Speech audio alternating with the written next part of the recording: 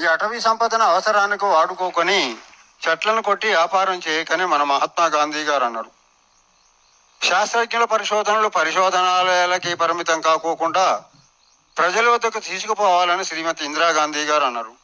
అందుకే 5,000 వృక్ష చరిత్రలు సేకరించి ఏ మొక్క పంచి పెడితే ఆ మొక్క యొక్క చరిత్ర, దానిలో ఔషధ గుణాలు ప్రజలకి వివరిస్తామంటే, ఎందుకంటే మొక్కను ఆగం చేస్తారని నా భయం, దాని వాల్యూ తెలవాలని.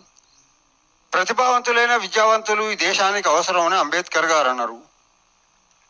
ప్రతిభావంతులైన విద్యావంతులు అంటే నాకు తెలియదు, కానీ బండరాళ్ళనైనా పెగలు తీసి రాతి నెలల్లో రమణీయ ఫల వృక్షాలు పెంచేటని ఒక విజేతగా కూడా అవుతాడు అనమాట. విజేత అవుతాడు.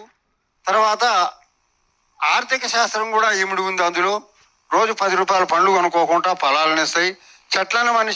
చెట్లను నాటిన మనిషి అవుతాడు చరిత్రకారుడు. కాబట్టి తమరందరూ మొక్కలు నాటుగా, నాకు అభినందనగా తలా 2 మొక్కలు నాటండి. నాకు అదే అభినందనం. మీరందరూ మొక్కలు నాటాలి. నిన్న ధరిత్రి సదస్సు జరిగింది, భూమండల పరిరక్షణ దినం ఏప్రిల్ 22న. అదే పాట పాడతా. గురజాడ అప్పారావు గారి కవితలు అంటే నాకు ఇష్టం. అది వారి దేశభక్తి గానే పర్యావరణంగా మలిచి పాడిన. అందరికీ జాతీయ పండుగలు అందరికీ తెలుసు. ఉగాది, శ్రీరామనవమి, దీపావళి, సంక్రాంతి. ప్రకృతి పండుగలన్నీ గోడలకి, దర్వాజలకి రాసుకుంటా నేను.